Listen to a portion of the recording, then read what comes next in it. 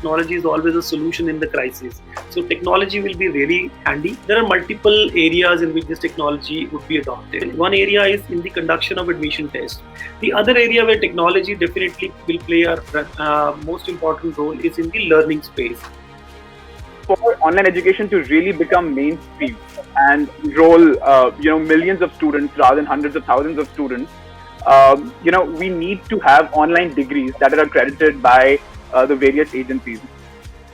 My message to all the students and the higher education stakeholders is we need to double our efforts in this time in order to sustain and keep our economy afloat. In India, we have to look at technology and education 4.0 as actually providing education to the uneducated, people who are not getting quality education. Education 3.0 was nothing but technology driven. This is now going to be a permanent feature and is now going to figure in all the teaching learning activities of times to come.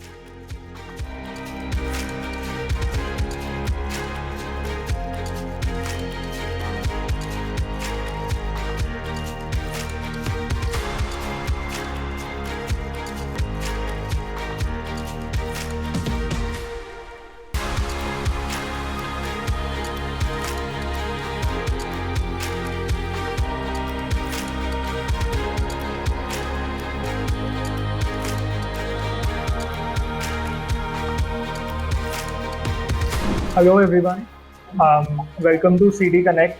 The topic of discussion today is Dehradun, a front runner in higher education. And the reason I say this is because recently the center's survey revealed that women in Dehradun have a better enrollment ratio in higher education institutes than men. Also, Uttarakhand has been ranked 4th in NITI Aayog's list of sustainable development goals in terms of providing quality education. It ranked 19 in 2015 to 16. So there has been a huge improvement. And on this note, we would move on and introduce the guests. So first of all, we have Dr. S.P. Gupta, Vice Chancellor of University of Engineering and Technology, Roorkee. Sir is presently Vice Chancellor of the university and he has been associated... Am I audible to all of you? Yes, sir. Yes, sir. Yeah. So sir, yeah, can I start? Yeah. Sir, first I will introduce everyone. Yes, sir. Very small. I am audible to all of you? Yes, sir. So, sir has been associated with IIT Roorkee for 42 years as a professor of electrical engineering. He did PhD from IIT Roorkee and postdoctoral work from University of Bristol, UK in electrical engineering. He also did teaching and research in USA for 1 year. Welcome, sir. Next, we have Dr. Nikhil Kulshreshtha. He is a professor and dean academics at Doom Business School.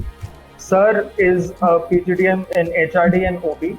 He has also pursued his master's in sociology and also doctorate in business management. A faculty in the area of OB and HR, he is also certified trainer in transactional analysis and psychometric testing. Sir is a rich academic and professional experience of more than 25 years. He has been actively involved in training assignments with different corporate and academic bodies, government departments, PSUs, and NGOs. Welcome. Thank you. I would request everyone to please kindly mute themselves.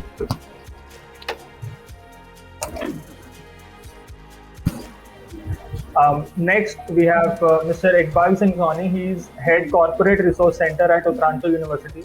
Sir is leading a team of placement officers at Uttaranchal University who ensure developing and motivating students for handling interviews and various rounds in a placement drive. Sir also takes personality development and conceptual development sessions of students.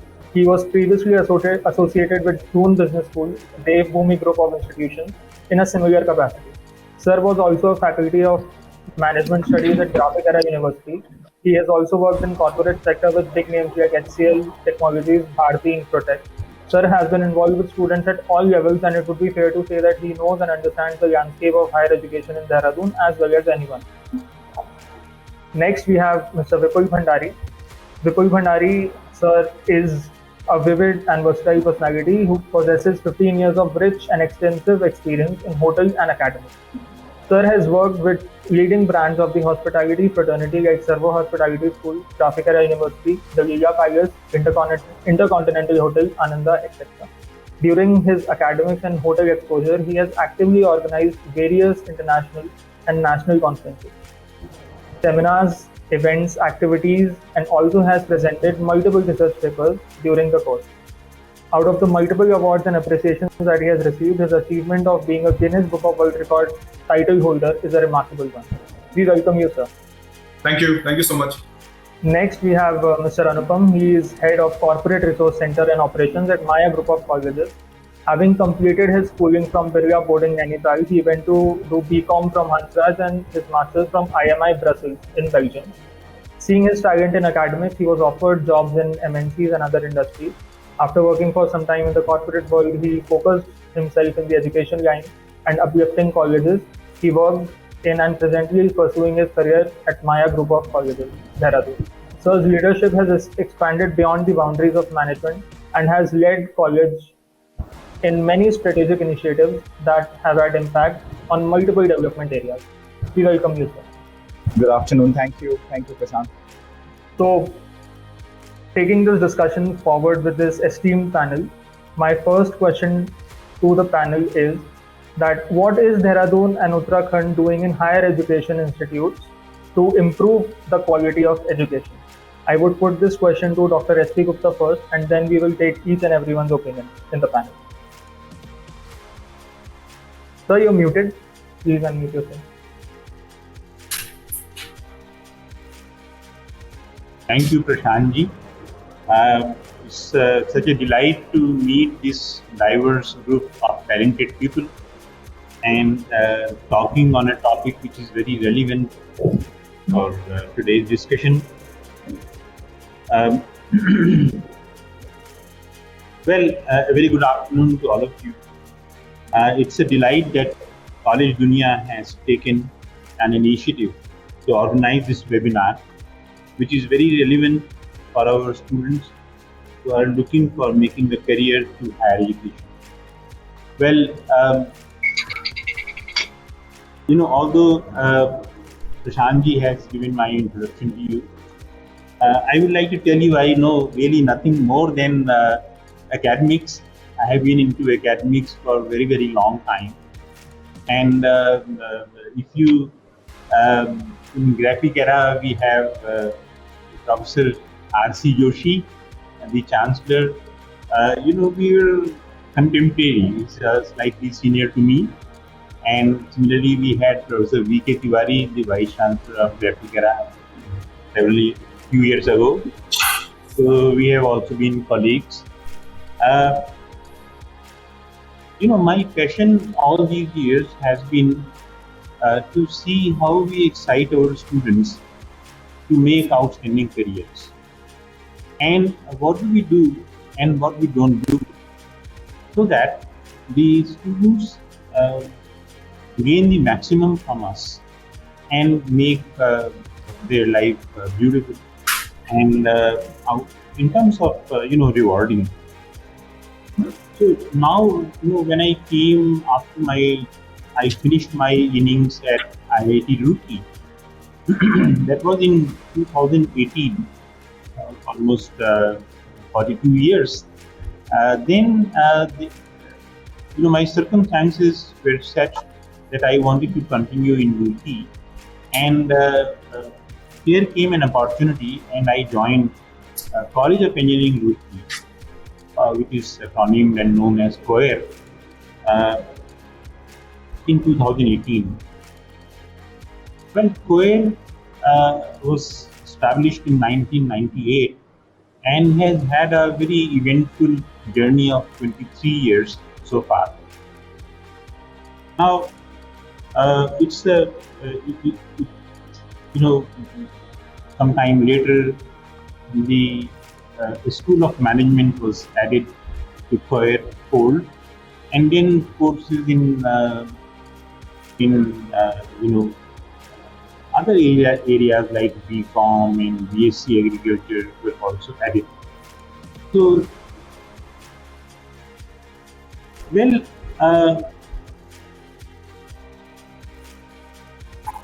To give you some background about how we got into a new university, which is going to be inaugurated on coming Sunday by Honorable Governor of Uttarakhand, I would like to just say a few lines about how the engineering education began um, in the town of Roorkee. In fact, we are talking of Dehradun, and I have a strong link with Dehradun. I am born and brought up at Dehradun. My earlier education was in Dehradun, and undoubtedly, Dehradun is a huge and noted educational hub. But a little distance away from Dehradun is Roorkee, and the engineering education in self-financing sector started in 1998. As I just said, it was the first engineering college in Roorkee, and indeed among the first in the state of Uttarakhand by noted industrialist and visionary Shri J.C. Jain. Himself is a mechanical engineer, and having obtained his bachelor's from Gwalior in 1969 and master's from BITS Pilani in production engineering. So the college was named College of Engineering Roorkee, and over the years it earned reputation as one of the finest engineering colleges particularly in North India. It has been offering education in engineering, management, computer applications, commerce, and agriculture through state-of-art infrastructure and eminent faculty members. So it has produced alumni who are working on premier positions in India and abroad. Well, it was this solid foundation of 23 years and vision of Shri J.C. Jain which led to launching of a private university on the same campus. Now, it is very important to understand that there are benefits of having multiple institutions on the same campus. So it offers multidisciplinarity, and the advantage goes to students. So this university is being modeled as a university of future and as a university of opportunities. The University of Engineering and Technology Roorkee offers a diverse basket of programs in higher education through 4 schools. To begin with, the School of Computing offers BTech Honors Program in Computer Science and Engineering with 3 specializations, namely Artificial Intelligence and Machine Learning, Data Science, and Cyber Security. MTech in Computer Science and Engineering, BCA and MCA. Then we have School of Business Studies, which offers programs like MBA, BBA, and BCom. Another School of Agricultural Sciences offers BSc and MSc in Agriculture. And we also have a School of Creative Arts and Design, which offers BFA and MFA courses. So, now coming back to the question, why is it that the institutes in Dehradun in particular and Uttarakhand in general are drawing notice from different parts of the country? To be able to make education likable by students, we need to offer some distinctive features. The old time education system, where the knowledge will flow from faculty members or a teacher to students, is a system which is not relevant in present times. In present times, the education has to be student-centric. We need to teach students not what we know, but we need to teach students what the students want to be taught. And therefore, we need to focus and continuously work on identifying the requirement of students. I'll give you examples. In the US, education is by and large considered as one of the best educational models. Why? We invited a professor from University of Texas to COED in 2019, and I asked him a question. See, in India, there is in general, the, the, the BTech program in computer science is the one which is popular. But the program these days in core branches like mechanical engineering, civil engineering, they are not attracting students. So, what is the situation in the US? So what it told me was that it is something similar there as well. It is the computer science which is surviving in US as well because of the big names like IBM, Microsoft, and so on, making good um, recruitment and good possibilities for computer science graduates. But what he said was something very important. What he said is that if a student who has a basic degree in a brand which is not computer science or even electronics wishes to make a career or switch over to computer science, then what we do is we pick up the best of such students and give them some courses which becomes their prerequisite that you can get into computer science program if you do these 4 courses. And since they are bright students, they do those 4 courses, for example, data analytics and so on. And from then on, they can switch over to computer science. While I am afraid this flexibility is still not available in our country. So the thing is that we need to brainstorm, and this brainstorming would lead to fruitful results.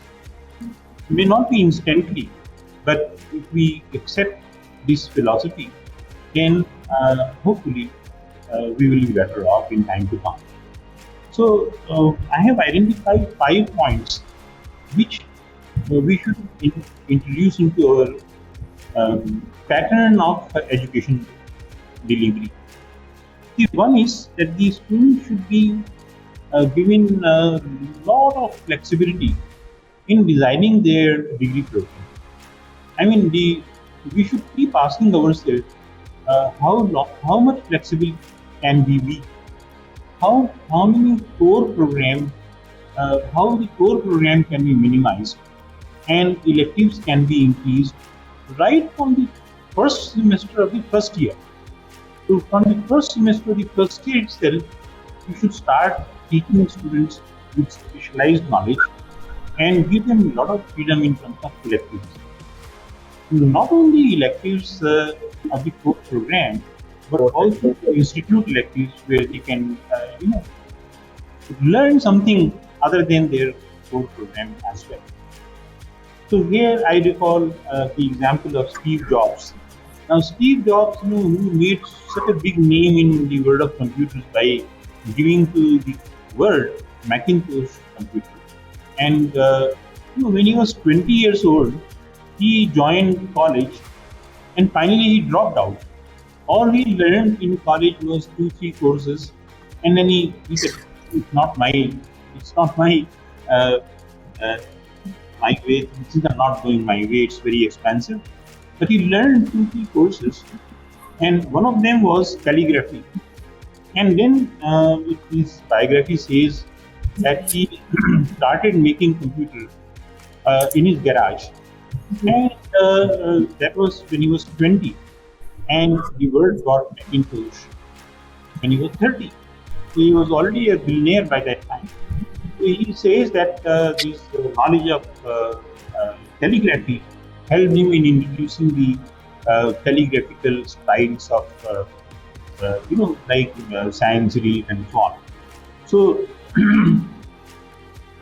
the thing is that we need to let students develop their personality by choice, by choosing subjects which they like more.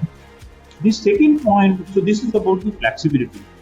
The second point is that the teaching should be heavily embedded with practical skills. When I did my engineering way back 50 years ago, we still had practical classes, we had theoretical classes. However, there was little or no emphasis on exciting us how to be skilled in certain trades. So we should have practical skilling should be a benchmark of our education system, and which also nowadays we call it project-based learning. So we introduce project-based learning methodology right from the beginning of the program. If we talk of engineering program, it's right from first year. Then the third thing that I have in mind is that we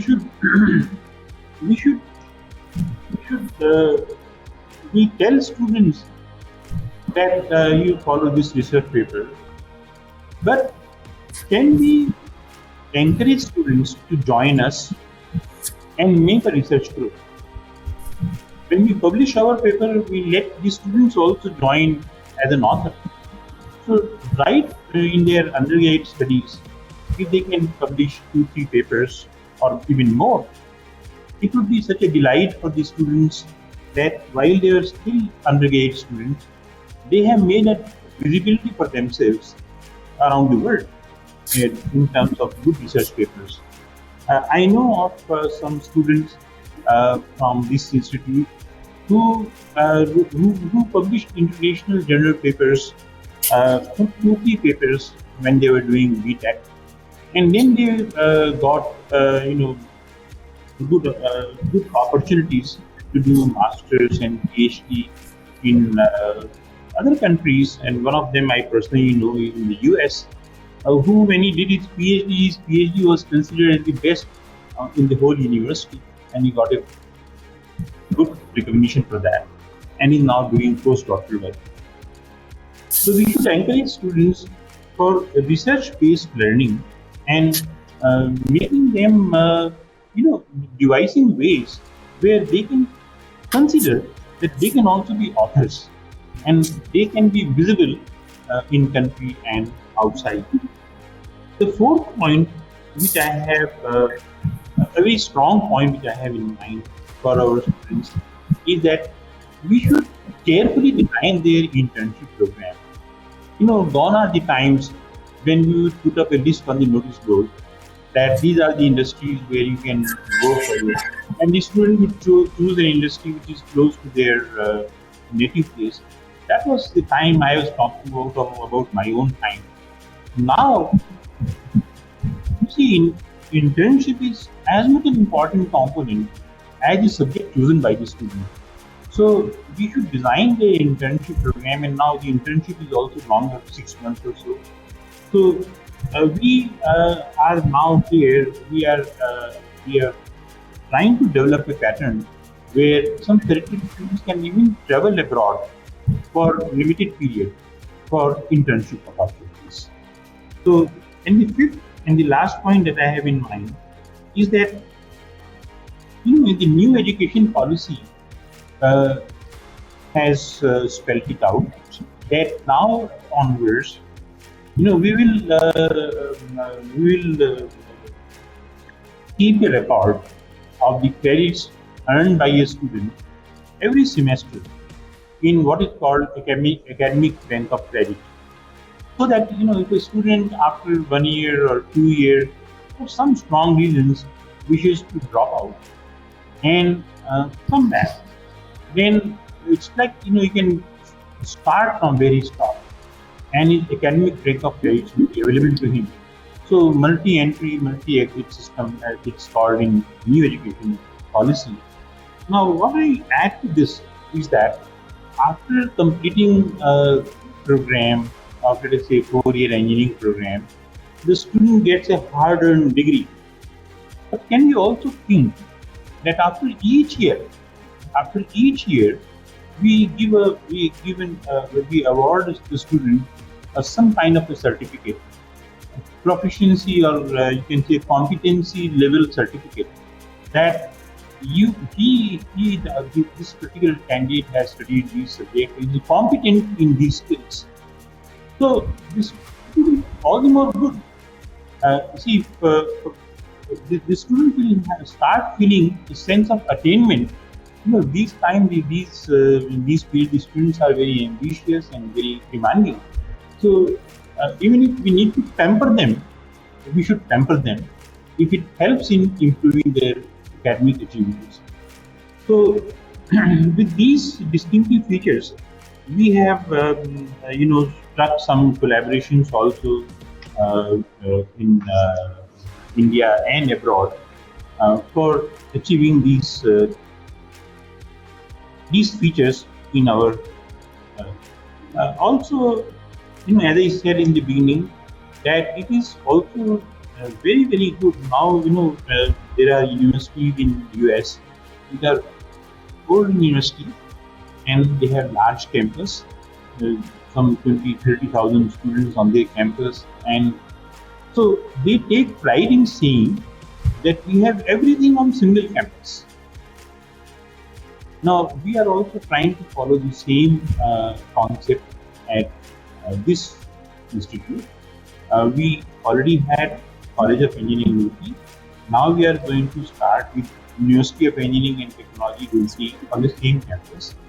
Besides these two institutions, we have also taken initiative to start two medical colleges on the same campus.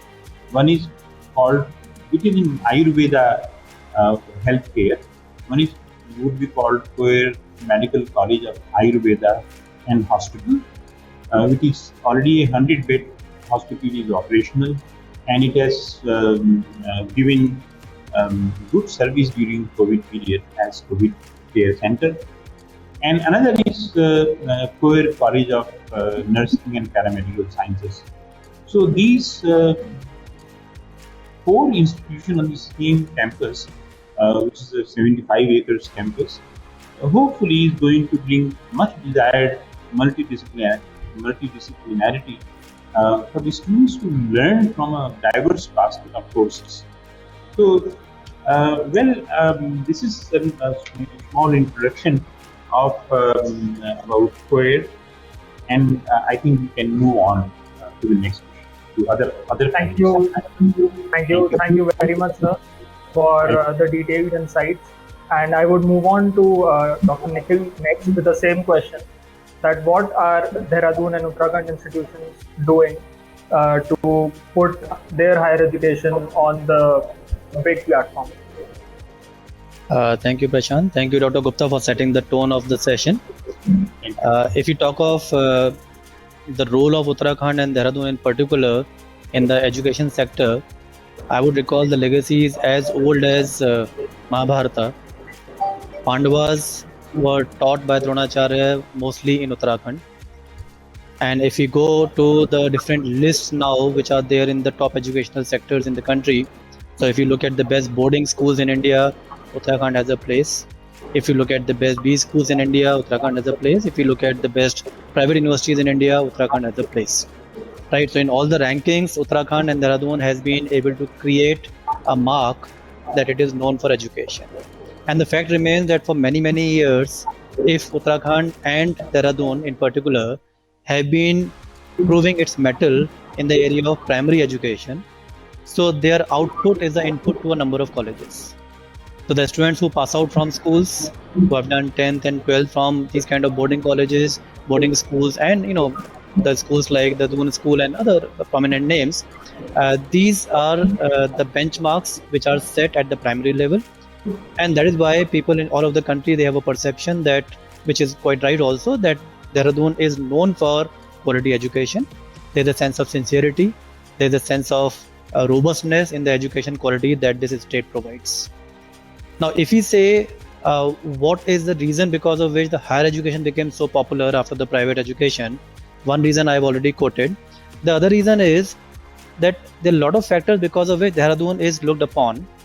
One reason is that Dehradun has a wonderful climate. It's a very pleasant place to stay. So there are 2-3 states in the country which have this kind of a climate. Even within those hilly states, Uttarakhand has been able to progress much better than the other states. So it's a more stable state. Secondly, this is considered to be a very safe state. Safe in terms of safety from physical harm, emotional harm, and nowadays, if you talk of the last 2 years, also safety in terms of COVID. So despite all the chaos and damage which has happened all over the country, even today, Uttarakhand is one of the safest states from COVID point of view also. Moving to the third part of my segment, if we say these higher education institutions, how are they different from the other institutes? So there are places of eminence all over the country. So how are these places trying to be different? So when at the input level, we get the students who are good at school level. We get people who are looking at the state from the positive point of view, that it's a safe state, it's a pleasant state to stay in. There's a responsibility of these institutes to deliver more than what others are delivering. So people are not coming to us because we are in NCR. People are not coming to us because we are in a metro or a place like Mumbai or Pune or other big cities. People are coming to us with a different set of expectations, and those expectations are met by delivering an extra input in terms of quality. Now, if I talk of the institution which I represent, which is the Doon Business School, there are a lot of flavors which are added to the quality education. So one feature for which this institute is known is the value-added programs. Any student who is doing MBA or PGDM or BBA or the other courses from any other place in the country versus from DBS, every semester has an embedded value-added programs in the area of technology, in the area of analytics, in the area of personality enhancement, in the area of language, and those value-added programs makes the student more employable, makes the student more acceptable during the industry placements. Second is, there are a lot of practical live projects embedded in the course plan. Like last year, we all faced that real internships was difficult. So people went for the virtual internships, and there we did two segments of internship. One was the winter internships, which had a lot of winter live projects from the real companies. And second was the summer internship, which was in the virtual form, right? Then the other experience that the college gives is two different forms of forums. So one forum is towards the overall development of the student, which includes all the co-curricular and the extracurricular activities included in the forum. So which has a backpackers club, which is towards the trekking, which has a dance club, which has a sports club, and those clubs are there for the overall grooming and the development and the holistic upliftment of the student. At the same time, there are a lot of domain-based clubs which are specific to deliver of a domain-specific knowledge. For example, there are HR club, there's a techies club which takes care of a lot of technical aspects of the knowledge base of the students. There's a media club, there's a theater club, there's a finance club called Bulls and Bears, there's a marketing club. These clubs actually enable the students to inculcate the skills which are required in a particular domain.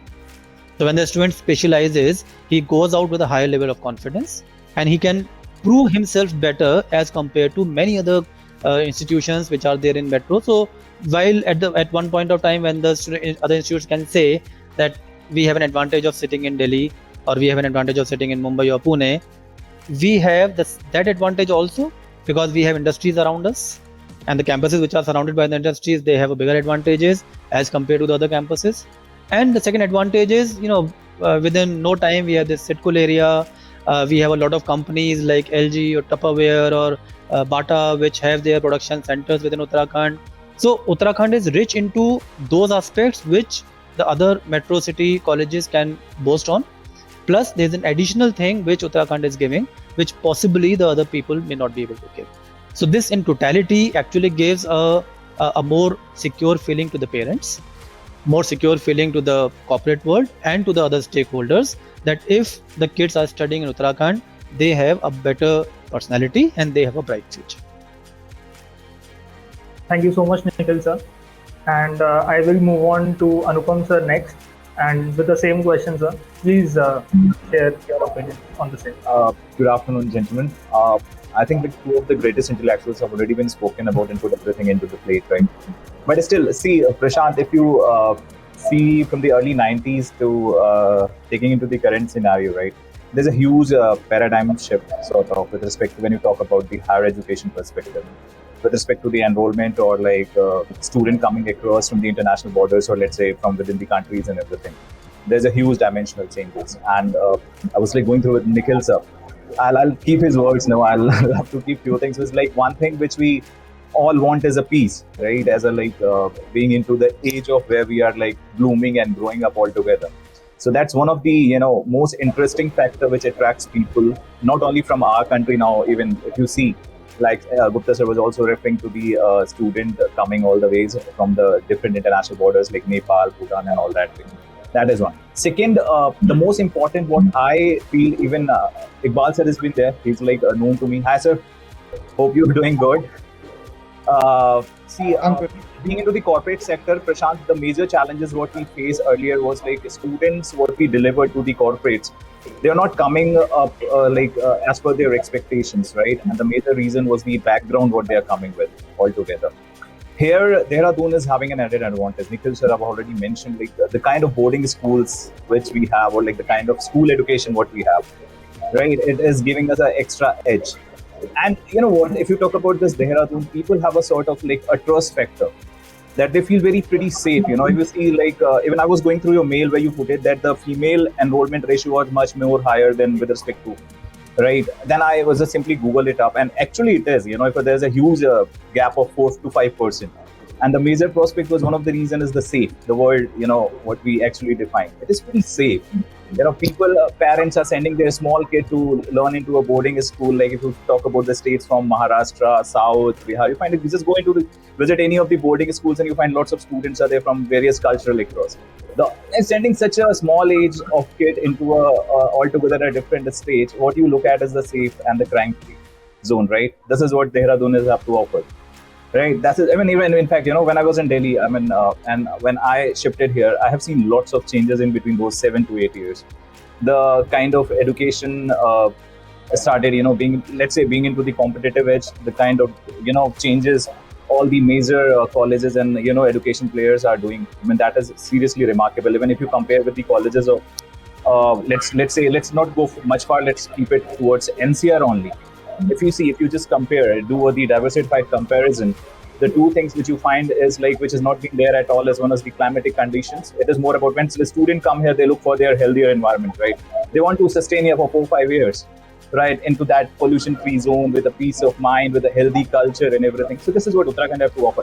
Second, the most important prospect, what we all offer is we are very pocket friendly. This is also, you know, I mean, being into the marketing analysis and everything. If you compare the education in NCR or let's say to the Tier 1 cities of Bangalore or South, the premium, and when you get down into the Dehradun, right, still there is a sustainable sort of a phase which allows parents to send their word when it's come to the paying to that education what they are supposed to get, right? So this is one of the analytical and the most important thing. Rest, let's continue with this. Let's move to Iqbal, sir, what he have to say into this. And then we'll take it on further with this entire jiggling conversation. Soni sir, please give your opinions on the same, that what are Dehradun higher education institutions doing better and why this surge has been seen. Sure. Thank you very much. Good afternoon, everybody, and happy to, you know, old colleagues here. I have some very senior people along here with me. So, coming to the question where it says, you know, why Dehradun, you know, and what has happened to Dehradun and why Dehradun is the most commensurate place or the most sought out place in this region for higher education. One, Dehradun has a history, you know, has a history from, right, as Nikhil sir said, Mahabharata. Yes, but as of now, if we see, a lot of national importance institutions are also here. We miss out on IIP, IRD, IMA, FRI. These are the institutions which have, you know, been the backbone of our country. It has got some, you know, very sharp scientists of national and international fame over here. We've got developers, researchers of the best of the quality over here, and there are residents also here in Dehradun. What I can say, the kind of residential breakup, if we check, of Dehradun, we've got the maximum percentage of employed people who are on job, who are service-based, service class. You know, you've got IMA, defense backup, you've got FRI, research and education backup. So the resident itself are, you know, those people who are not into business. Their goal in life has been education, learning, and delivery to the society. So that's one of those things over here, which Dehradun, has the backbone. Now, if a student from outside comes over here in Dehradun, where will he stay? I feel that around 20 to 25% the students stay in campus hostels. Rest 75% plus students stay outside into different, residential areas that they have around them. Who own these residential areas? People who've been serving in IMAs, FRIs, retired professionals who have been into service, who have lived a very disciplined and, a very planned life, who had ambitions, who have delivered to the society, who are cultured, who have a different paradigm, who do not think about business, who don't think money prime, but then, society, learning, contributing as more important. So this has always been there. How does it come to, as of now, this became one of the, reasons why people are thinking to come to Dehradun? Because of the social media, people have come, they got aware of, okay, Dehradun is a place for higher education also. It was always there. The institutions did not harp into it. It's been I joined one of the, premier institutions of higher education over here in 1995. Now I'm working with Uttaranchal University. So what are we, catering over here? All the institutions. I'm not just representing my own institution over here when I say this. I mean, every institution over here in Dehradun city and the outskirts, even in Roorkee, as Dr. S.P. Gupta sir is also from Coher background. So all these institutions have the claim is not money. We are not here to claim for money. We are here for learning. Primarily, that's the background. The owners of these institutions, even for that matter, Nikhil sir comes from Doon Business School. His ownership is also a localite, an educated person there. Every institution has a backup where education has been their goal initially also. Whatever that they had been deprived of while they were they moved from school. He was from St. Thomas's, like me, Mr. Mohit Agarwal. So, we had a deprivation that we did not have very good private universities or colleges where we could take up professional education. So people like these have brought, a different cultural shift. Our Chancellor, Shri Jitendra Joshi also, he has that vision, what his purpose is. He offers education at a very, concessional or even at, cost to cost basis also to people who belong to the mountains. He understands the income capabilities of people. They understand the people from the mountains, be it Tiri Garhwal, Pauri Garhwal and all those belts, their income group is very low. They are not from that income group. So their choice to go into Delhi, earn from, say Tihri and spend it in Delhi is something like earn in Delhi and spend in United States. So to cater to these kind of, clientele, the students and the families, we have that kind of education pattern already. So our institutions cater to economically backward also while delivering quality education, because that's what they had the motive. Not that they are here into just business. Business is important, yes. It is a motivator for the businessman. But then yes, I understand that delivery is more important. What's the plan? What's the vision behind setting up an institution like that?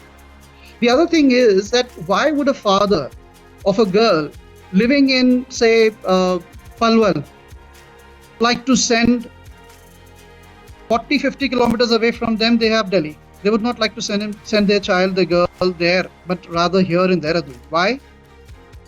In Delhi, when you start from home to a college, I'm just saying Delhi, but Delhi here, I mean Delhi NCR.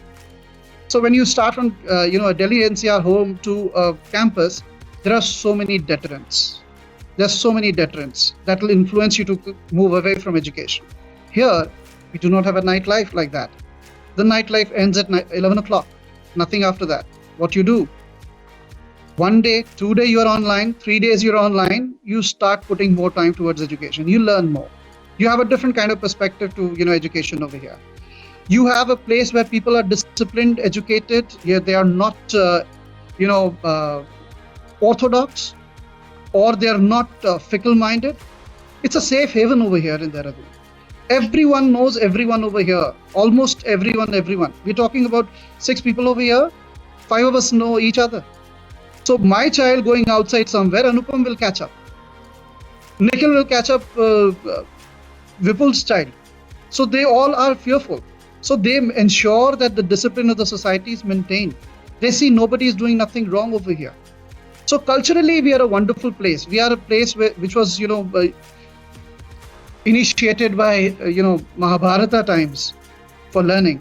But here we still continue with that, with better ethics, with better discipline, with better bent of mind of learning rather than, just earning. So we've got different things over here. So that's what I say is the reason why it is a better place for parents to send their kids to Dehradun than any other place. Because we are more safe because of our culture, the residents over here, and the climate is such amazing that we enjoy all seasons. In Delhi NCR or even in Bangalore or wherever that you go, you read that in the books that the sky is blue. We see a blue sky here. We don't read it just in the books. We don't have smog to choke us down. We've got the flora and the fauna, everything over here. We've got nature to support us. We've got just everything that you ask for. We are not short of the metro also. What brand do you want? I have it on Rajpur Road. What food do you want? The best of the bakeries in the country you have in Dehradun. The best of the food joints are here in this vicinity, wherever that you are. And just a Swiggy call away. So everything that you seek for in Delhi to have a better life, you have here in Dehradun. But you have better education and better culture along with it when you are there in Dehradun. You have a safe child. And then, of course, the education system that we have over here is of a very different mindset. We are here investing a lot of time and resources into corporate connectivity. We give a holistic training, as Nikhil sir also used the word. It's a 360-degree approach. We've got industry to support. We have so many, organizations already at hand with us where they are supporting us, not just, under an MOU, but also voluntarily coming down. We have colleges developing students into, clubs, which are social clubs, which are cultural clubs, which are sports clubs, which are academic clubs. Why these? They're training them. They're training them for a 360-degree life, battle. Okay. Every single day in the corporate is going to be battle. So we tell them here beforehand, what is it in your arsenal? Ensure that your arsenal is strong enough when you go back to the, to the corporate for the fights. So we have the best startups also coming up. NAC accreditations and, other accreditations that are there. They're ensuring whatever the small little gaps were there, we are filling those up. We have all of them taken care of, and probably in coming 2 to 3 years, everything will be right in place, at par with any kind of institution in the country, and even better. So that's what we have. We can continue from here. Thank you. Thank you so much, Iqbal sir. And being from Delhi myself, that hurt a little, I will not lie. That's all right, but aren't you enjoying it over here, Prashant? I'm loving it, sir. I exactly understand what you mean. I just know one thing over here, that once a Dunite is always going to be a Dunite. You would not like to get back to Delhi if the job gives you a better place over here, don't you? Right, sir. Thank you for your valuable input, sir. Now I will move on to Vipul sir, and the unique situation Vipul sir is facing is running an institute that is very young and very trending and upcoming. So I would like to know from him what are the challenges that he is facing, and what does he think about the question that is put up to the entire panel, that why Dehradun is leading the way in higher education.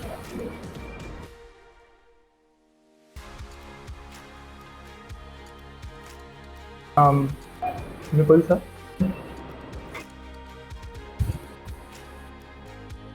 Okay, I think Vipul sir has lost connection. So I will put up, we have a question in the chat, and the question is that what about the corporate exposure which can be received in Dehradun? So first I will put this question to Dr. Nikhil. Okay, good question. I partially addressed this question in my earlier version.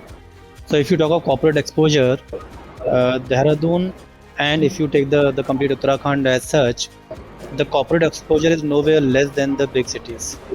Now, if you compare with the big cities, suppose the big cities, if you go to high-tech city or those big places, Hyderabad or Bangalore or Mumbai, in which there are industrial hubs, the industrial hubs are at one place and the educational hubs are at a different place.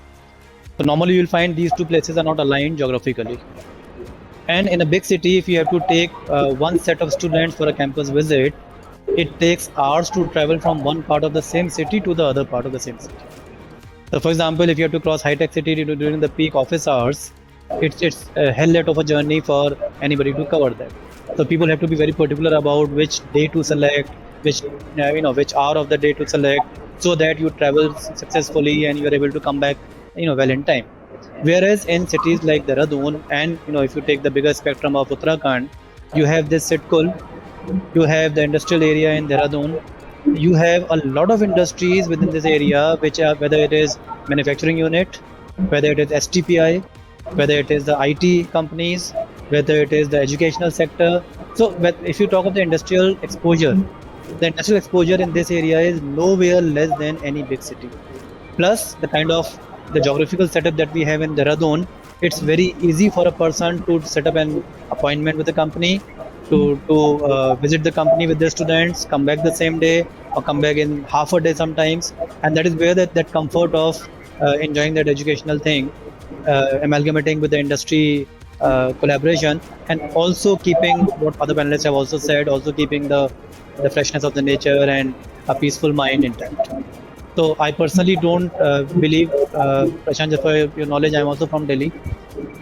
So I don't agree that there's any kind of less exposure in Uttarakhand as compared to big cities. I would rather say it is an advantage because of the geographical situations that we can connect with the corporate better as compared to those big cities. Can I add? Am I audible? Yes, sir. Right, sir. Can Please, I I was just coming to you. Please add on to the question. Yeah. You also have in Uttarakhand IIT Roorkee. And Most welcome, sir. IIT Roorkee, unlike the other IITs, it's a very old institution, 175 years old institution, and it's a very traditional institution. With open arms, it welcomes students from different institutions to its fold for any kind of exposure. I'll give you an example. We have a very ultra-modern tinkering lab where you can do three-dimensional printing, and around that we have developed a facility which is called at IIT Roorkee, which is called Innovation Design Center, IDC. Now, Design Innovation Center, DIC. So any student from Dehradun, from any college, for no cost, can organize a visit to this center in a group, and over a day in program, they would be hearing one or two lectures. They will be exposed to 3D printing facilities, and not only that, they will be given a certificate of participation of IIT Roorkee, and they will be given some snacks and all, and also there will be a group photograph with the professors of IITs. So you are welcome. Send your first year student, second year student, third year student. So they can also see a variety where a different kind of learning would come naturally to them. So that's what, in fact, in the second point I want to mention this, but then to add to the list of Nikhilji, I said that with IIT Roorkee be also included. In a similar way, at our institution, College of Engineering Roorkee, we have a fantastic center of excellence. Seeing is believing. So we are most welcome to send any proposal, and we can always consider and collaborate and cooperate among ourselves for the benefit of our students and for making Uttarakhand really the hub of higher education. Let us, I mean, if we target, probably in some time to come, we might be in the top 3 in the country. Thank you. Thank you so much, sir. So now we have another question from the audience, and the question is for those wishing to pursue higher education in the field of science. What about the campus infrastructure or the best practices in the industry? I would take this question to Mr. Anupam. Okay, but prior to answering this, like I just have a want to say something related with that exposure word when you put it across. Right. See, Prashant, when you talk about the corporate exposure, I would have a bit of different take. See, when we say exposure, it means in the 90s when like industries are on a growing phase, you know, and there was a huge dimensional shift with related to the work culture and where there are lots of unions and formations are going on. Since then, there's a huge categorical role come up, right? When you talk about the exposure, what personally I believe, see, there's a huge systematical difference when you talk about the exposure word in European education or let's say US-based education. And when you come down to the education, what primarily we are giving to the student in our country, right? Over there, like for which like I take the suggestion on this on SP Gupta sir. See, the education out over there in international market is absolutely credit based, right?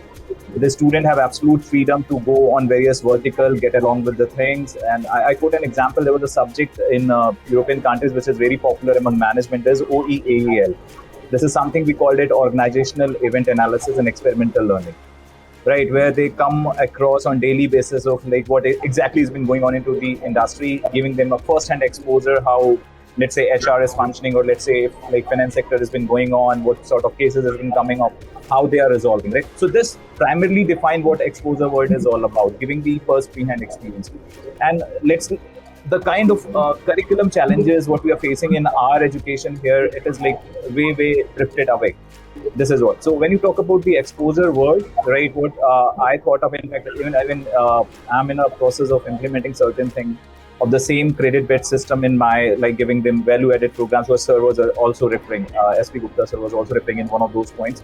Right. So this is one of the ways what this Uttarakhand education systems are coming up. You know, I was going through with various policies and reforms done by Poor ka main pad raha tha because time pehle tak. You know, I was like in touch with one of the respective gentlemen. He was sharing me that what we are coming up this, you know, utility program sort of. And then with Iqbal sir, I always have a fair amount of discussion how we can like give them first-hand exposure. Right. So this is what drifting them and giving them first-hand experience. What primarily we are targeting and we should do. In fact, giving them or you know. Theoretical education system to drive them, learning them like this is HR, this is finance and all, etc. Now back to your question. Can you repeat that what it was? The second question what you put? The second question what you put? Yes, sir. So for those wishing to pursue higher education in the field of science, what about the campus infrastructure or best practices in the industry? See, when you use a word called science, I don't get into a hypothetical conversation, because for me, science, what I learned from my schooling days is it's all about experimentation and research, right? So this is what all I understand about science. It is all about, you know, getting into a new things on daily basis, right? This is what. So if you talk about the Dehradun, or if you talk about the scientific education, what we all are imparting and like informing is, see, most of the institutions, whether it may be core also, or let's say Nikhil sir has been opting with, although he's into the basically primarily from the management, or let's say Iqbal sir, that in Pranchal universities and all that way. There's a lead square centers what we are coming across, or what we are thinking of. This is like where the student can come hand with the in-hand exposure of the research-based program, right? Giving them value-added additions, which has been make them industry ready, right? So this is a need and an art, which I basically stress on, which I'll basically put a stretch on this, that there should be a need of an art. We should center, like incubation center sort of projects we should come up with. In fact, we are planning to get indulged into that way so that the student can come and get in-hand experience from the industry expert itself, right? Where we're inviting the various resourceful person from the various sectors, and, you know, they'll be keep coming to the colleges and delivering the sessions all together and talking and giving them, you know, project-based learning, which is basically called outcome-based learning, what we need to be focused more. And this is what we are doing. We're in a process of, you know, executing and implementing this. Because see, if you see the student mindset on a current scenario, they are, you know, very much less interested, or even if you say their interest rate, going with one of the index report I was like going through a few days back, it was like stating that the student nowadays are having very less sort of time consuming or time giving to their education system, because what they basically feel what they have learned in their past or currently what they are learning is not giving them an outcome. So that is one of the reasons they are getting deprived of from the current scenario, right? They're not giving much of the effort, not coming regularly to the college. Even like their attendance is one of the issues which which we usually face. So the ultimate solution is giving them an outcome-based education where they can be more engaged into practicality. What SP Gupta sir was also offering, indulging them into the daily basis assignments, right? This is what like scientific education is all about. You cannot learn science in a day or so while sitting into a classroom, right? You'll have to get indulged in an incubation center where you're learning with the, playing with the tools or machines or everything, so that you can come across with various vertical of knowledge. Right, you're putting something, you gain knowledge. Again, you're doing something, you gain knowledge, and all that way. So this is my take, right, on this. I'm more into, Iqbal sir. Please. No, after you've done. Please continue. Once you're done. You just raised the hand. I said, okay, fine. Big boss is like about to say something. Fair enough. So this is what, Prashant, see, there are a lot more changes has been happening across the globe, right? Recently, if you see, then the policy which recently the government have framed, like stated by that national education policy, right, where they have like inculcated the credit-based system, which was already been a trend in European education and American education, everything, right? So again, they come up with something what we are expecting of, right? It should be credit-based, it should be student-driven, it should be practical-based and everything. But okay, fine. This supposed to be there since beginning, so that the upliftment of employability chances and everything will be much more on a higher scale if we have generated that outcome-based education. So this is what need to be done on a very urgent basis. That is what. And whenever you talk about science education or necessary infrastructure, so Dehradun is a place where a lot more startups are coming up, right? Seeing if we say startups or let's say any business, if you talk about, it's all about give and take. Right, so this Dehradun is a place where like give and take system is much more in our practice. The reason being, we have that skillful employability, we are producing the skillful people. Let's say if you want to hire a good management student, I always go with, if I have to do my recruitment, there are only a couple of business schools to whom I can target. I can go to Doon Business School and run a campus placement. I need a BDM sir for my place, sort of, right? So this is what, and why it has been practically possible. The reason being the kind of education background they have since schooling. Right, that is what, and then they are like a kind of ethical-based education system, what Iqbal was referring to. We are getting across, right? So this is what my take onto this, right? Scientific incubations and everything. Plus, I always stretch on, let's make this education system outcome-based education system, in spite of making students sit into a classroom for a whole day and delivering them theoretical prospects and learning them like, okay, fine. Because what happened was, I was in a Bhutan, I guess, years back or a couple of years back. And see, Pythagoras theorem is one of the concepts we used to learn in our 10th standard or 11th standard, or trigonometry sort of. A student simply raised my hand and he have asked me, sir, can you let me know in my near future where I'll use this trigonometry to apply my daily life skills problem? And trust me, although being into the counseling side or always like being into this from the education fraternity, I don't have an answer. How you going to use this trigonometry in your life skills problems? So that is what, see. And that is what, currently the most of the students not coming to the colleges and everything and not even getting more into the system pattern. The only thing is they always look for outcome-based education, right? I mean, today's generation is very adaptive, They want quick things, a quick learning with a quick output, with a quick decent pay scale in their jobs. And that comes as a challenge. When you run a corporate resource center into the colleges, or when you talk about the scientific research-based programs and everything. This is what. I'm done. Let's take it further from the intellectuals. Gupta sir and Nikhil sir, Iqbal sir and all senior people here. So Iqbal sir, you wanted to add something to the question?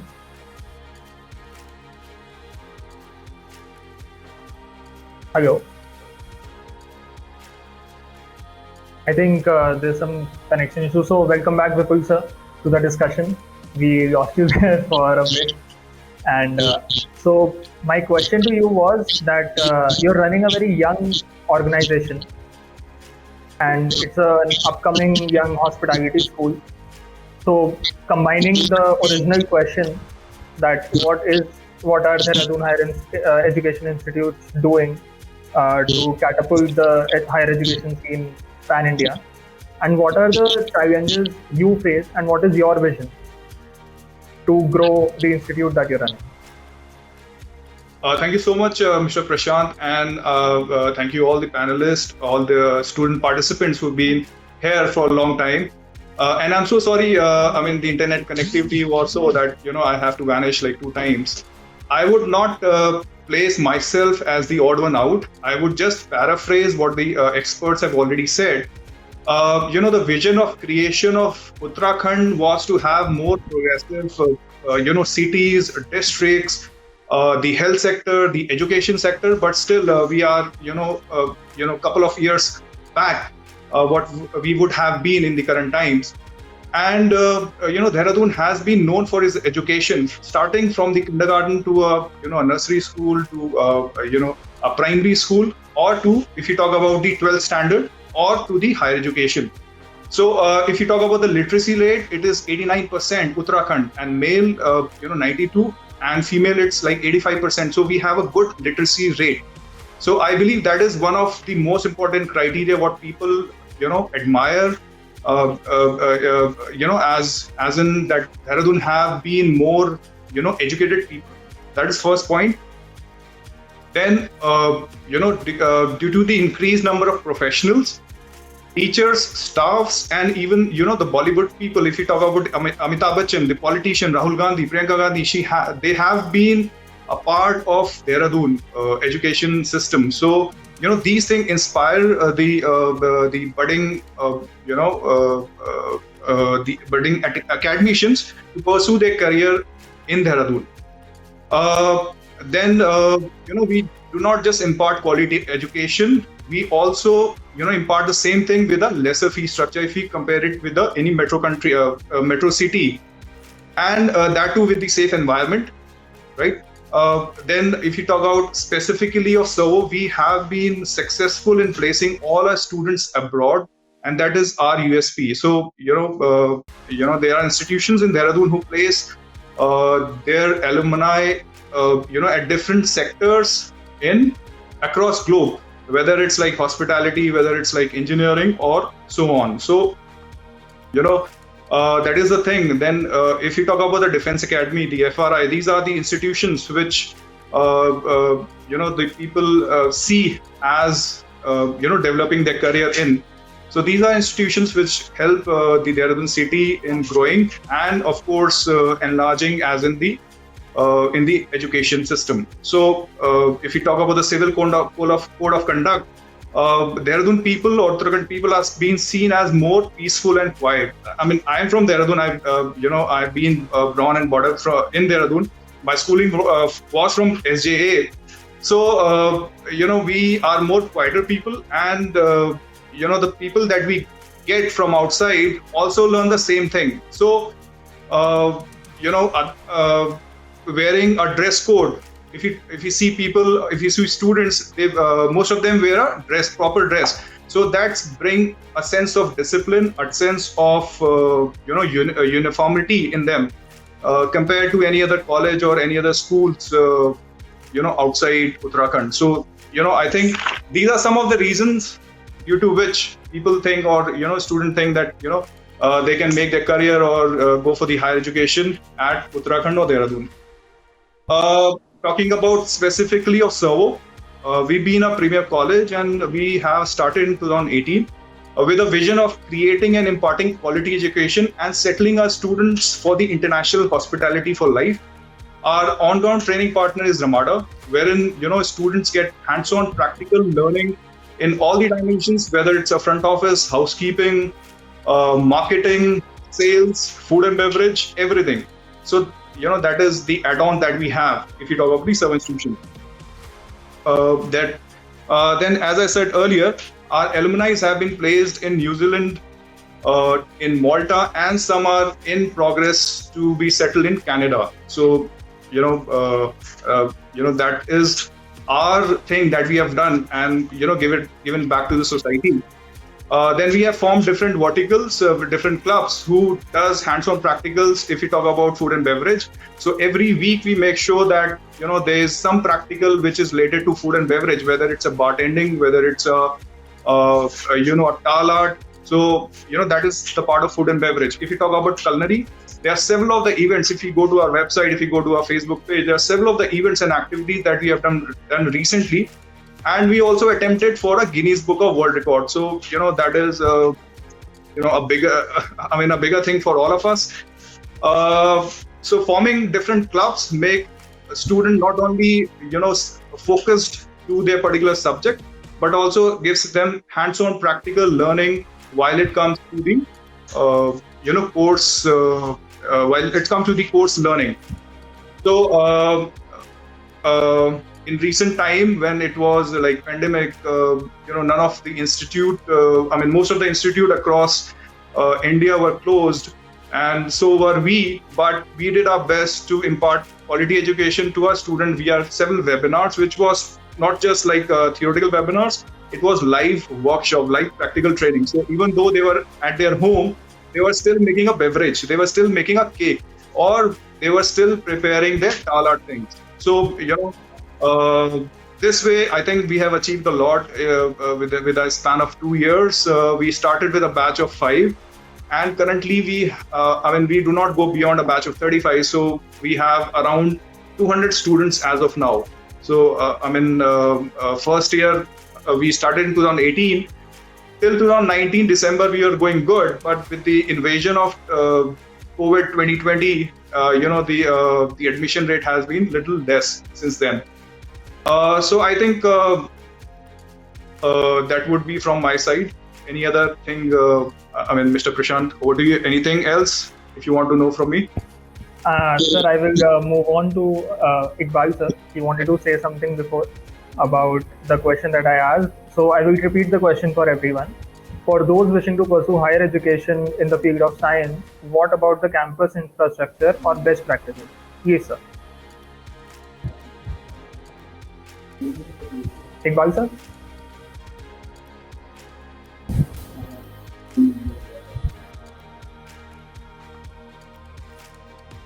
Can you hear me now? Yes, sir. Now you're audible. All right. So we're talking about the science infrastructure and support system that we have over here in Dehradun.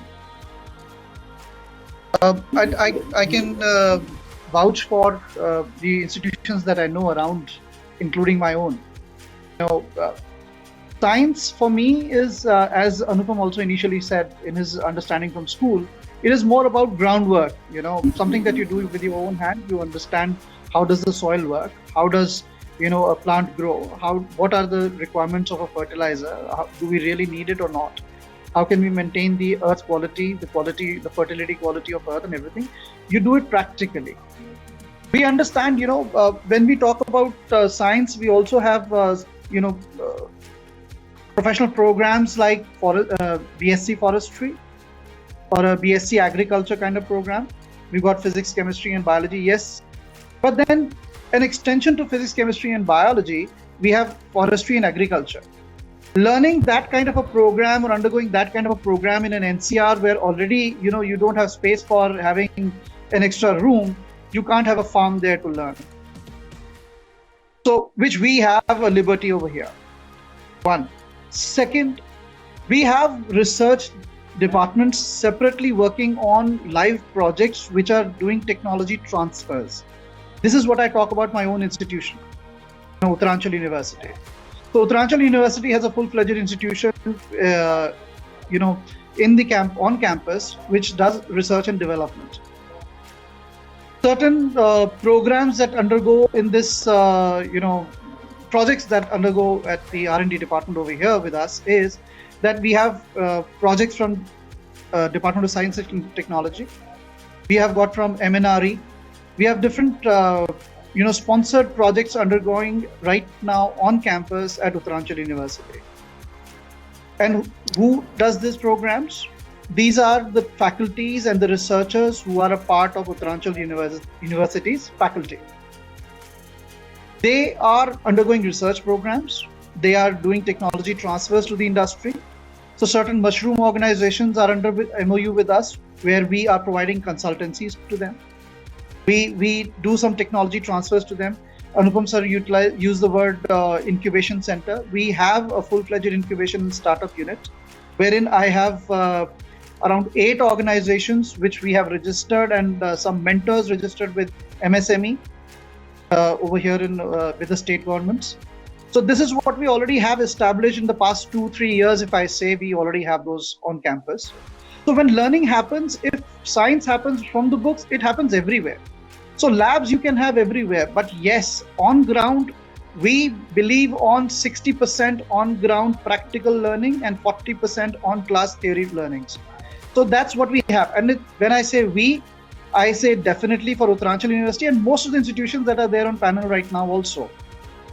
Right, Doon Business School, Nikhil sir has an agriculture department which has learnings from industry as well. I understand that. I was a part of that team that time. So I understand that side of it as well. So here in Uttaranchal, when you say science, you really learn science by doing it. We have students on campus who grow vegetables, organic vegetables, and have once in a month or two times in a month who use those vegetables in their hostel to have food. Understand the level of achievement that the student would have, the level of satisfaction of learning what they will have. This is my grown vegetable that I have. Now, my farm. We have spots allocated to the students that they use that way. And then we have connectivity with the corporates. You can Google this also, that most of the outskirts of Uttarakhand, Dehradun, you say the belt of Langha, Selakwi, Vikasnagar, Charba, and all that belt, you have maximum number of mushroom farming happening. We have the biggest mushroom exporters in this belt. And I have MOUs and I'm under contract with all those, producers over there, where my students are learning with them. They do their, projects, their summer internship programs live on campus with them. Those organization owners are a part of our team over here as mentors and guides to our students. So this is the level of learning that you do in science. When you talk about chemicals, we talk about pharmacy. We have Pharma City right next to us. We have contracts, we have MOUs, we have consultancies in common with them. So when my student does some experiment, he doesn't end up there. An industrialist from Selakoi comes to my campus, gives them random samples and tells them to do testing for them. Those testing results are shared with them with the industry. They've mentioned, they check at par with industry. Are they at par with them or not? They do guidances to them. Live project working is happening over here. So what else science learning are we looking at? If there is something more than that, we are ready to do that also. We are pretty flexible in learning and evolving to the next level. Thank you so much, sir. So as we are coming to the end of this wonderful webinar, I would just like to put up one question, and I will start with Dr. S.P. Gupta, sir. And thank you so much. But I'd just like to add my views on the question which was in the previous. Yes, sir. You see, the thing is that the question was a very general question about science infrastructure on campus. Now, my take is that no single campus will provide you with all kind of facilities. But if you are inquisitive about a particular concept or particular question in your mind, then things can be organized. The institute management should be cooperative and should be assistive in meeting the requirement of the questions raised by students. I'll give you a small example, and that is the best way to explain this question. There was a student of electrical engineering at Coed, and I, in that semester, I opted to teach a subject, and he was my student. So we became close. He used to come and ask questions to me. Then I gradually realized that this boy has come into engineering, but he's more keen towards science. And he asked me questions which even tested my knowledge. And but then I kept encouraging him and to laboratory facilities and all. So one day he came to me and he said that, sir, can you get me internship opportunity at IRDE Dehradun which is the DRDO wing. And the very senior person is happened to be my one-time student. So I approached him, and the boy was also very meritorious, and he did his training there. And the area in which he did his training there, in defense area, was on photonics. And since then on, his mission was to take up this as a course of his future studies. So recently he completed his electrical engineering, and then applied for post graduation in IITs, and he got admissions at different places. But at IIT Kanpur, he got admission in photonics, science, and engineering, and he was obviously very happy that he was able to realize his dreams. So the thing is that what I'm saying is that the students should be assured that you would like to fulfill all your needs, academic needs, whether they are available in your defined curriculum or not. We can go a mile extra to help you out. That's what I mean. Thank you. That's wonderful, sir. And so my last question to everyone is, and I would really like everyone to keep it short so that we can give each and everyone time. What is the way ahead in the field of higher education for Dehradun? I'm sure there are some things that are lacking. So what steps can be taken to ensure that this trajectory reaches where it's headed right now? So let me once again take liberty of beginning the discussion on this important topic. And this topic is a burning topic of today. And I have two things to offer here. One is that the classroom teaching pattern has to change. You remember in old days, we would hear a lecture, and then our teacher would give an assignment that you solve these problems at home. Then we used to sit in our hostels and solve problems. And this is how we used to build our knowledge. Now, the concept, which is a time-tested concept in advanced countries, is flipped classroom teaching, which effectively means that the difference between conventional teaching and flipped teaching is that in conventional teaching, you teach in classrooms, and then the students do homework at home. It is just the reverse in flipped classroom. Now with the availability of internet, the students will be encouraged to learn at home, and then we hold brainstorming in the classroom. Now, in the classroom, in place of giving a lecture, the teacher actually would be moving just like a teacher moves during English duties. And those students or group of students who are brainstorming a particular problem and join them. So what can happen is that we can slowly migrate to flipped classroom. For example, if a subject has 3 lectures per week, so we can have 2 conventional lectures. But in the 3rd lecture, we organize discussions. We divide the class in some certain groups and ask them to discuss a given problem. And then the teacher would informally go join them, just to be part of them and hold discussions.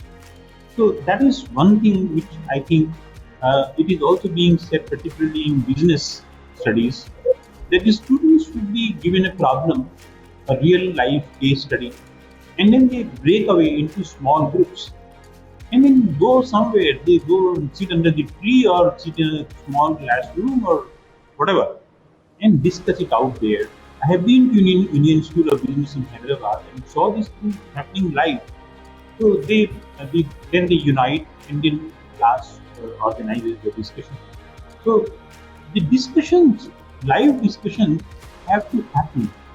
That is a very main difference in the in in, uh, in in the future that we are going to see in our country, and we should Uttarakhand should take actually the lead.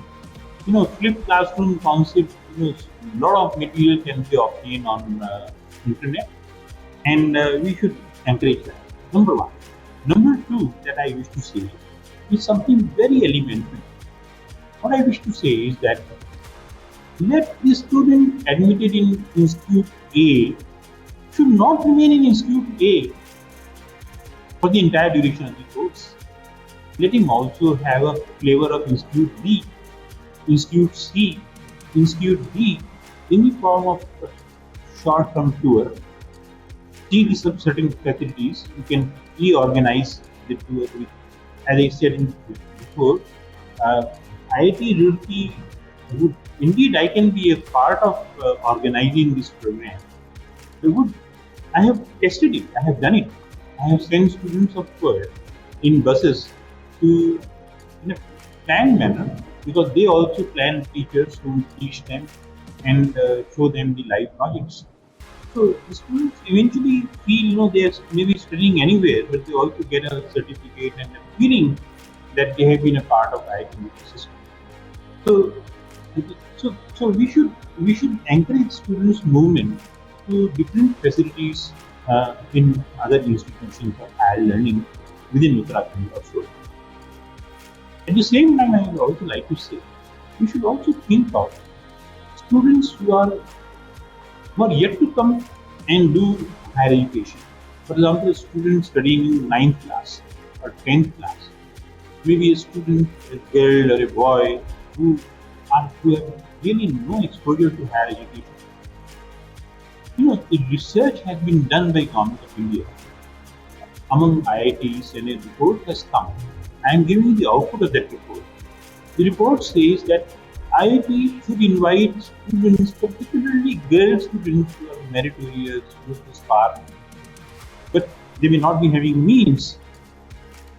Bring them to IITs, let them go through some orientation program, and let it be free of cost. It is your national service, you have to do it.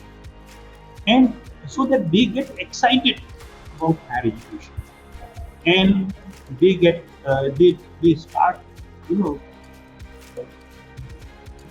along with their parents and their elders, making ways how to get into JEE and how to normally. So what I am saying is that we also have a mandate for those students who are far away from getting into higher education, but that in one semester we organize for one particular student. In next semester it can be for a different student, or we can, it's like hand holding with those kids and give them an exposure of higher. That is the 2 points that I wish to say. And for the future improvement in higher education, I think other panelists may please give their views. But this is what I think. Flipped classroom and in the interaction of among institutions is going to really work for us. Thank you very much, sir. That was very valuable and unique perspective. I would quickly move on to Nikhil sir. Nikhil sir, very quickly, what can be the improvements that can be made to the current system? So one, I agree with Dr. Gupta on his vision of what the future has to offer. I'll quickly add 2 points there. One, we have been able to attract good students from all over the country. We have been able to attract parents and convince them that this is a place worth studying. One area which needs a significant improvement is we should also be able to attract good faculty members from all over the country, because research, academic rigor is something which is important. So if we are able to, on one hand, get faculty members from whatever part, so if the quality is good, faculty members should also be convinced that Uttarakhand, Dehradun is a place where they have an equally good career, where they have a future, and where they have quality students to which they can contribute and make their career. That's point number 1. The second point is, and with the first point, I would also like to add that we will also have to add rigor on the research skills of the faculty members.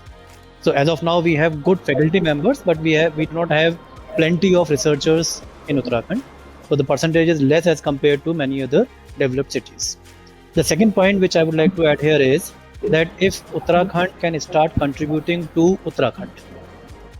So as of now, most of the good colleges and universities in Uttarakhand, they have students from Pan India. And if you go into statistics, majority of them are from outside Uttarakhand.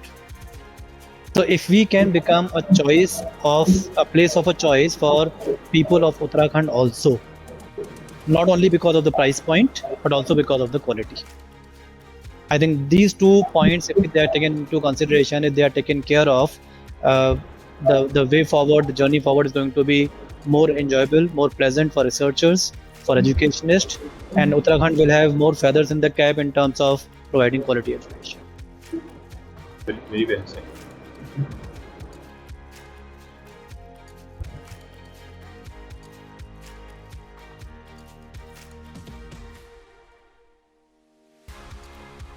Prashant? I think he's frozen. Mr. Iqbal, if you can take it forward. Sure. So I agree with Dr. Gupta and Nikhil, you as well here, that if we recently see that new education policy 2020 that came in, when the new education policy that came in was a very progressive policy that we started. The government of India has brought into that we can have a variety of education. We cannot limit education to subjects of that have already been laid down. Education should not be on a railway track only, that it has to go from one location to that location on that path only. But that variety has to come in so that we cover up a holistic learning also. If anything accounts, I should not be given depravity to not know science along with it. If I can have a combination of learning also, because someone how does it help? It will help people that if I am going into a science field, agriculture or a chemical industry startup, and I do not have finance knowledge, that will be a botheration for me, and that will be a challenge for me to know. I should have a fair idea of that side of the business also. So these kind of studies will help us even better. So what we will be now planning also, as sir, you initially said, Dr. Gupta said that, center of excellence that we are having for having mastery in a particular level of education that you go, which is making you industry ready, not just academically, but professionally also and culturally as well. So center of excellences will be one point that we should go in for. And we are already we are going into that level. We are getting into center of excellence with different organizations, different corporates in different fields of study. The second thing is why I was talking about the NEP 2020. NEP 2020 had, a variety of education given to every individual, the choice to be given to every student so that they can make a more calculated and a holistic learning about whatever they're trying to do. So higher education institutions will also have to bring in something different, bringing in a good mix of these subjects in higher level as well. We learned that, if I am going into engineering, if I'm pursuing BTech should have some flair of finance. If I start up a manufacturing unit somewhere, how do I manage my finance? I do not want that, to take away the job of a financial expert in my business later. But initial stages, how should I manage my finance? How should I arrange? What kind of investment should I do? How should I, ensure that my working capital and my fixed capital is taken care of? So those basic learnings should be given. So that kind of changes we should be evolving in further. That's what I see here. Thank you so much. So industry learning is required, one, and second is the NEP 2020 also given into the higher education industry also. That's what. Thank you very much, sir. I will quickly move on to Vipul, sir. And sir, if you can very quickly give your thoughts on the same. Sure. So I would suggest, with seeing the current situation of COVID-19, I would suggest that, we have to be more digitalized. I mean, we are into digital era already, but, certain reforms have to be done, certain facilities, certain, application has to be come up wherein the online system is to be seen very smoothly, very seamless. I believe creating infrastructure only for the online learning, because what I see down the line, 10 years down the line, 15 years down the line, the student would be taking online lectures. The expert, the professional, the professors would be delivering the lectures through the studio, and it would be uploaded on the YouTube or to the various application, and the students, I believe, would not have to come to the institute. So, seeing the future, I believe the thing has to be more digitalized. As in, if you talk about the hospitality sector, the menus are being scanned. I mean, you go to any outlet of food and beverage, you just scan the menu, and the menu is entirely visible on your laptop, on your mobile, and you just pay through the QR again. So same way, you have to be more online material ready. That is one thing. Then I think students are more interested in having a short-term course. So not just a degree course, we should also focus on the short-term courses or diploma courses, wherein a niche curriculum or a niche course can be created for the student, ranging from 3 months to a year. So that is two things I think would be required for the education system. Thank you very much, sir. Quickly, Anupam sir, if you can please getting into the last slide, now I have picked 1 point from each. See, if you talk about that thing, what you're asking about, there are certain substantial reforms which we required on a, immediate basis. Number one would be I put on to improve graduating education. We should make research should be as one of the primary agenda. No? It should be the research oriented. That there is no substitute of that, even right now as well, and even coming to the future, right? And another thing which I was very strongly recommend is the digital transformation, seeing the current scenario ongoing on what it has been happening across the globe. This is something what we have to look forward for, right? Transforming the entire education system into the digital platform, right? Third is what I find it as on a very interesting is let's set up a a particular cell which of all the departments, let's say BTech, or let's talk about management and all that, where there one particular or two particular person can keep a regular check on the student outcome, how exactly they are progressing. Because at the end of the year, when you're sending them to the corporates, there would be certain expectations what they are supposed to meet out, right? And this is what something need to be on a primary scale, on a very urgent basis. We can adopt this particular thing where I always believe into the outcomes. So this is one of the areas. Then modification of curriculum, which Iqbal sir always support me. Let's modify this traditional education system into the industry oriented. No, there's it's been old school. It is not giving us a result, to be honest. And the curriculum what our respective old established universities are going across, none of the industries are ready to expert. And this is what we are facing challenge in terms of when you talk about placing the student into various verticals. Right? So this is what need to be done on a very, very urgent basis. Even I think AICT has been trying, other statutory bodies are trying, but still that there's nothing conclusive come up yet, right? Still we have to follow those old benchmark stuff where we need to talk about again the same theory patterns and all. So this is what I am more. And important is not only this, let's find out some way of engaging our student in value-based education, the add-on courses, apart from what they are opting on a regular basis. There should always be add-on. Once I said add-on, it can be anything, right? It can be anything from trades to skills, or what even government is promoting. So with every particular traditional oriented course, there should be one add-on thing what they need to get it learned, which ideally what I believe should be a need of an hour, and it can change their perspective to be related with employment and everything.